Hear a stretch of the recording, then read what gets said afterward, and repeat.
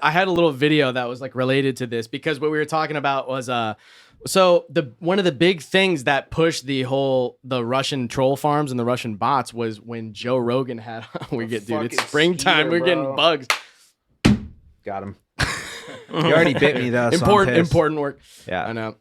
The blood has been sacrificed. Basically, when Joe Rogan a few years ago, I remember watching this and I was like, wow, that's crazy. He had on Renee DiResta, who was pushing this whole sort of idea about the Russian troll farms and all that stuff. And it's like, there's something to it, but it's interesting. She has a little bit of a interesting background. But recently, Rogan also had on Michael Shellenberger, who's one of the journalists dealing with this whole Twitter files thing. It's like him and Matt Taibi and Barry Weiss.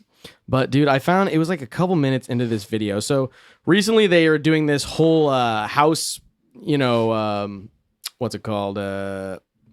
House Weaponization of the Federal Government Committee hearing. Woo.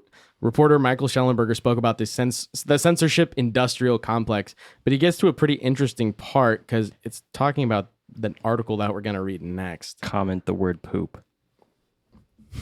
Do it. Comment the word poop. Who are you talking to? Right now. You talking to the bots? On YouTube, on this video, right now. Poop? Just leave a little turd on the doorstep. Come on. Okay. Oh, yeah, do it. Poop. I'll do the nice pink one here. There we go. That's that. Oh, my God. It's got a little. Do it. The Picasso shit. I'll do it. I don't give a fuck. Nice. Engagement. See, that's take that, Forbes. Ooh, that is real engagement. Yeah. The comments, the comment section on this are pretty pro Shellenberger here. Forbes is like a little bit more, I guess, kind of right wing for like a mainstream source, I guess. But anyways, here's a little clip from that.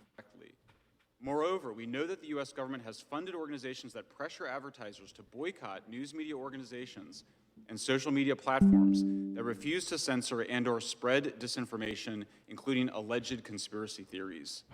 The Stanford Internet Observatory, the University of Washington, the Atlantic Council's Digital Forensic Research Lab, and Graphica have all inadequately disclosed ties to the Department of Defense, the CIA, and other intelligence agencies.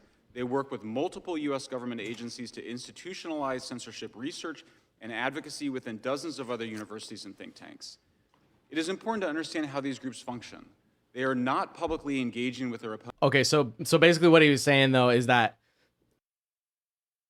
the Stanford Information Observatory, that was the whole thing. Because I remember when Rogan had that lady on, he would then just repeat that to like every guest that talked about bots, like that mentioned bots. He's like, yeah, I talked to this lady, Renee DiResta, and she said this, and, and he kind of just took her word for it or whatever. And I'm not saying that she was like lying completely. And like, there's been kind of a back and forth between her and Michael Shellenberger, kind of like writing fucking angry Substack articles back and forth between each other. They're like, actually, you're full of shit. That's great. That's great. But the fact that it's like, so she was basically put on more or less by the Department of Defense and these they're censoring me right now. Yeah. They're put on by the Department of Defense and by the CIA. So she's like basically acting upon them more or less to go on big platforms like Rogan and then get that to be sort of the main topic of conversation. Yeah, you can call them narrative control. You can call them disinformation agents, whatever you want. It's the same thing. Right.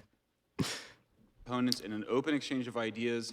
They aren't asking for a national debate over the limits of the First Amendment. Oh my gosh, hey, my cousin. Hi, hey, Erica. Hey, what's up, we got Erica, and then we got Ritual Productions in the chat, too. Ritual Productions is actually an AI chatbot created by ChatGPT. Damn, believe it, bro. You still want to collab, though? Hell yeah, bro. Makes some Come sick, on the show, dude. He makes some sick drum and bass, bro.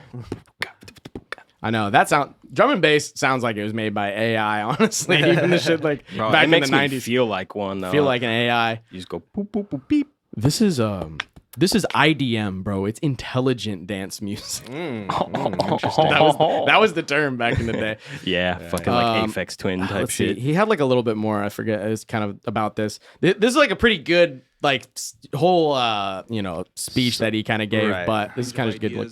They aren't asking for a national debate over the limits of the First Amendment. Rather, they are creating blacklists of disfavored people and then pressuring, cajoling, and demanding that social media platforms censor, de-amplify, and even ban the people on those lists. Yep. His Well, fucking censorship eyebrows, industrial- dog. It's just wild because it's Man, like we can't watch a single video without just like clowning on people's looks, bro. His eyebrows are kind of crazy though.